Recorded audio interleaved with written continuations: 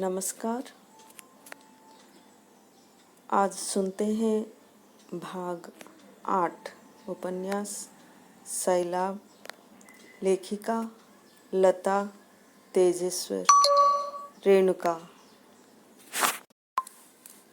पिछले भाग में हमने वह दर्द, वो भयानक हादसा जो भोपाल में घटित हुआ था उसके बारे में सुना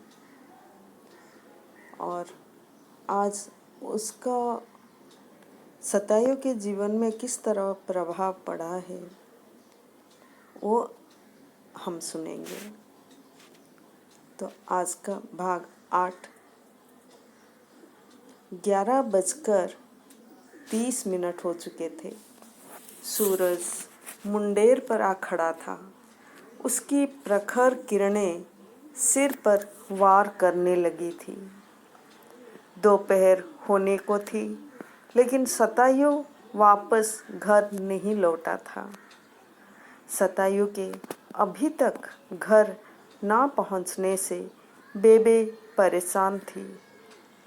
उम्र का असर उनके शरीर पर साफ साफ नजर आ रहा था। बेबे लकड़ी के सहारे चलती है।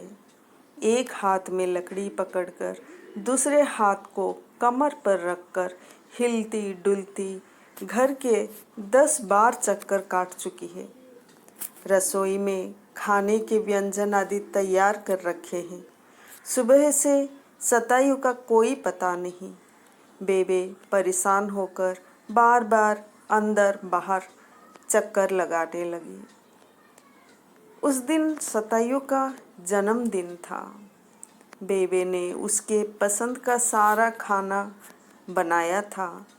वह जानती थी शतायु जन्मदिन पर मानसिक तौर पर बहुत परेशान रहता है। जन्मदिन पर लोग साथियों के संग खुशियां मनाते हैं, लेकिन शतायु के लिए उस दिन कोई शोक से कम नहीं रहता। उसके परिवार को याद करते हुए वह गुमसुम सा हो जाता है। उसकी परेशानी सबसे छिपी रहे, इसलिए वह सबसे दूर कहीं अकेले में समय व्यतीत करता है। उसके जन्मदिन के कुछ ही दिनों बाद ही उसकी जिंदगी में वह सैलाब आया था।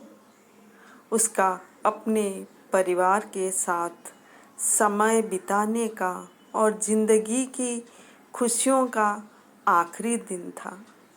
उसके बाद उसकी खुशियाँ ऐसे बिखर गईं कि जिंदगी में उन पलों को वह आज तक समेट नहीं पाया। जैसे कि उसकी जिंदगी वहीं रुक गई। बेबे अपने आप में ही बड़बड़ाने लगी। न जाने कहाँ गया ये लड़का, कुछ बताया नहीं, ना कुछ पता ना कोई खबर। सूरज सिर पर चुभने लगा है। सुबह से ना कुछ खाया ना कुछ पिया, कब आएगा यह भी पता नहीं। कब से इंतज़ार कर रही हूँ। रामू, रामू, रामू को आवाज़ देकर बुलाया। रामू कहीं से दौड़ कर आया। क्या है बेबे, क्या बात है? रामू देख तो, बाबा अभी तक नहीं आया। क्या तुझे पता है कहाँ गया? नहीं बेबे, मैंने भी नहीं देखा सुबह से। घर में नहीं है क्या? घर में होता तो मैं तुझे क्यों पूछती भला? बेबे ने कमर पर हाथ रख कर कहा। हाँ सही बात है, कहकर रामू ने सिर इधर उधर हिलाया। जा तो जाकर रमेश को बुला कर ले आ, उसे पता होगा शतायु कहाँ होगा। ठीक है बेबे, अभी जाकर बुला कर लाता हूँ। वह बाहर निकल ही रहा था, इतने में गेट से रमेश की आवाज़ सुनाई दी। शतायु, शतायु। बेबे ने घर के आंगन में आकर देखा तो रमेश था, सतायु का दोस्त। उसने बेबे को देखते ही पूछा, बेबे सतायु कहाँ है? अरे बेटा, मुझे लगा तुझे पता होगा। नहीं बेबे, मुझे पता होता तो ढूंढते हुए यहाँ क्यों आता। मैंने भी सुबह से उसे नहीं देखा। वह ऑफिस भी नहीं आया आज, इसलिए पूछने चला आया। अरे बेटा, बाबा तो भोर से ही कहीं चला गया है, अभी तक उसका कोई अता पता नहीं। जा ना, जरा देख कर आ, कहीं बैठा होगा, अनुरोध करते हुए कहा। बेबे को सतायु का नाम कहना कठिन लगता है, इसलिए वे सतायु को बाबा कहकर बुलाती है। ठीक है बेबे, मैं देखता हूँ, आप चिंता मत कीजिए, कहीं भी होगा तो मैं पकड़ कर लाऊंगा। ठीक है बेटा, तू तो जानता है आज का दिन तो उसका हाल ऐसे ही रहता है, गुमसुम, किसी से बात भी नहीं करेगा, चुपचाप कहीं जाकर बैठा होगा। सुबह से एक भी दाना नहीं खाया, भूखा प्यासा कहीं भटक रहा है। तुझे पता होगा वो कहाँ होगा। सुबह शाम चिंता ही तो रहती है।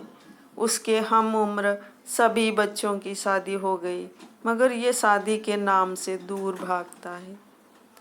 उसकी शादी हो जाए तो मेरी जान छूटे, किसी तीर्थ पर जाकर माथा टेकूंगी, लेकिन ये छोरा तो शादी करने से रहा।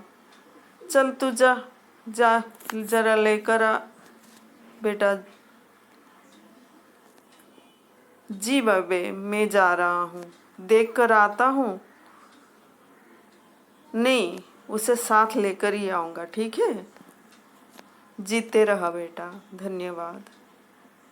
बेबे बेटा भी कहती हो और धन्यवाद भी करती हो, रमेश ने पीछे मुड़कर बेबे की और देखते हुए कहा। बस यूं ही जुबान से निकल गया। जा बेटा, देख कर आ। रमेश चला गया। रमेश सतायु के पड़ोस में रहता है। रमेश और सतायु बचपन में एक ही स्कूल में पढ़ते थे। दोनों की दोस्ती खूब जमती है। एक को बगैर बताए दूसरा कहीं नहीं जाता। एक को दूसरे की हर खबर पता होती है। वह अच्छी तरह जानता था इस वक्त सतायु कहाँ हो सकता है। वो बेबे से इजाज़त लेकर उसे ढूंढने चल पड़ा। उसे यकीन था कि सतायु वही होगा जहाँ अक्सर वह दुखी होने पर चला जाता है। पुराने टूटे फूटे खंडर के बीच एक रास्ता, जिसके दोनों तरफ झोपड़ियाँ थी, जो कि सदियों से धूप और बारिश में भीगते आई हैं। रास्ता के एक तरफ अनाथालय है, जिसके आंगन में कुछ बच्चे नंगे पैरों से मिट्टी में खेलते हुए आपस में झगड़ रहे थे। फटे पुराने कपड़े, बहती हुई नाक, गंदे में पलते हुए वे जैसे किसी अभिशाप की कीमत चुका रहे थे। रमेश साइकिल हाथ में लिए उन्हें देखते हुए कुछ क्षण खड़ा रह गया। एक ही पल में उसके मन में न जाने क्या क्या भावनाएं उमड़ आई।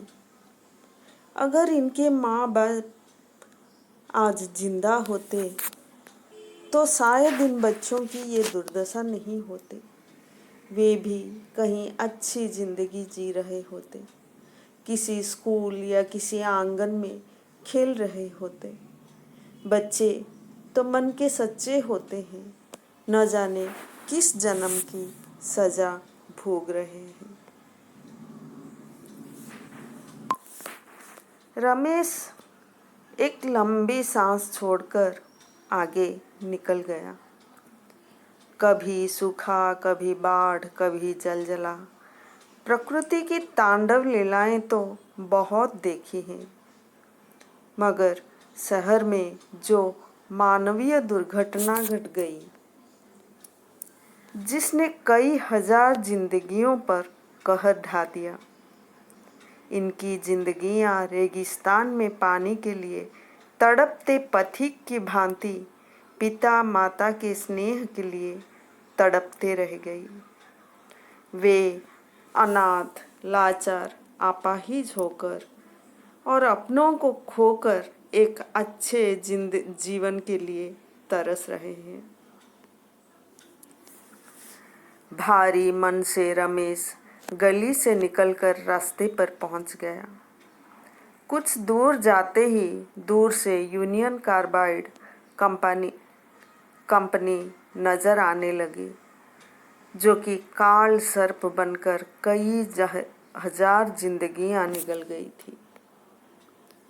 कुछ दूर जाकर वह साइकिल को एक पत्थर के सहारे छोड़कर पैदल आगे बढ़ने लगा। वहीं कुछ दूरी पर कोई निश्चल शांत बैठा नजर आया, जैसे कि वह ध्यान मग्न था। रमेश ने उसकी ओर कदम बढ़ाए। उसे पूरा यकीन था कि वही शतायु है। अगले हफ्ते अगले अध्याय पढ़ते हैं। धन्यवाद।